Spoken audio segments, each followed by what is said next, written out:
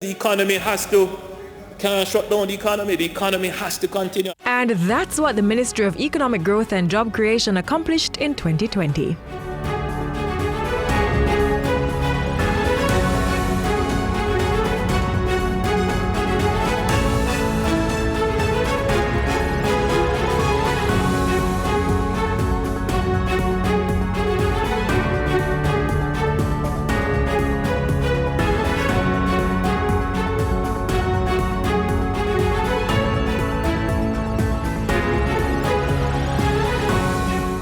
Economic recovery was the ministry's mantra in 2020. Its Infrastructure and Construction Task Force collated a comprehensive report to drive growth past COVID-19. Another task force established protocols to govern operations within the business process outsourcing sector. The Development Bank of Jamaica (DBJ) created a $10 billion loan scheme for micro, small, and medium-sized enterprises (MSMEs). $486 million in grants for technical assistance was also made available to the sector. The DBJ set aside $10 billion for innovative and industrial-type projects. And the ministry earmarked 3,500 acres of arable lands at Bernard Lodge for the project. 2020 also saw the launch of the Boosting Innovation, Growth and Entrepreneurship Ecosystems BIGI program. The $50 million program allowed medium-sized enterprises to access grants of up to $14 million to grow their businesses. The DBJ also introduced the Jamaica Business Fund and increased the volume of microloans. In the year, the bank successfully completed the Trans-Jamaica Highway initial public offering. The Factories Corporation began construction on Phase 1 of the Garmex Redevelopment and Expansion Project to create 126,000 square feet of space for MSMEs.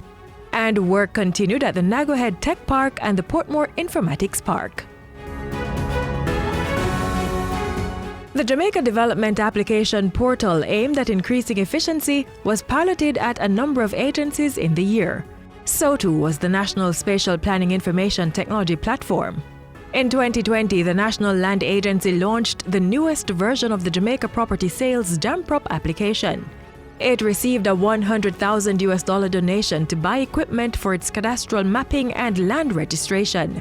The agency also set into motion its land registration program to issue 20,000 titles over a 3-year period. And Cabinet approved the revised Greater Bernard Lodge Development Area Master Plan. The 5,384-acre property will be devoted to agricultural, residential, and commercial use. Development follows areas where they find the best roads and the best bridges. And so, the Ministry of Economic Growth and Job Creation introduced the Greater Infrastructure Development Project, GIDP. This GIDP is not just a roadwork program, but a true integrated infrastructure program incorporating road and development, water and wastewater, drainage and bridges, sidewalks, streetlights, telecommunications and sensors. The Clarendon to Manchester leg of Highway 2000 continued, and the Harbourview to Yallahs leg of the $5.37 billion Southern Coastal Highway Improvement Project also continued apace. Bridges in St. Andrew, St. Mary and Portland were opened. $321 million was spent to correct soil slippage issues on Chovy Road in St. Mary. I want to assure those who are affected that the government will be acting swiftly and mobilizing resources quickly. When rains battered the island in October, the Prime Minister did just that, disbursing $2.3 billion to effect emergency road repairs. Meanwhile, the Port Authority of Jamaica opened the Port Royal Cruise Pier in January. And Cabinet approved a $308 million drought alleviation program, $100 million of which went directly to the National Water Commission, NWC. In modern Jamaica, we should reach the point where everybody has potable water. And a new board to oversee operations at the NWC was installed in 2020. The Commission opened the Mucka Relief Station in Clarendon, the Claremont to Jericho Water Supply System in Hanover, and Trelawney's Wakefield to Bunkers Hill pipeline. The agency spent $50 million on water improvement works attached to road projects across the island. In August, it signed a $25 million contract for a transmission main upgrade between 6 Miles and Blake Road in Kingston. We consider this to be a nation-building project. In Portmore, we are going to seek to put more persons onto the formal water grid. We will also be looking to improve the infrastructure there, changing out some of your mains that are old and degraded.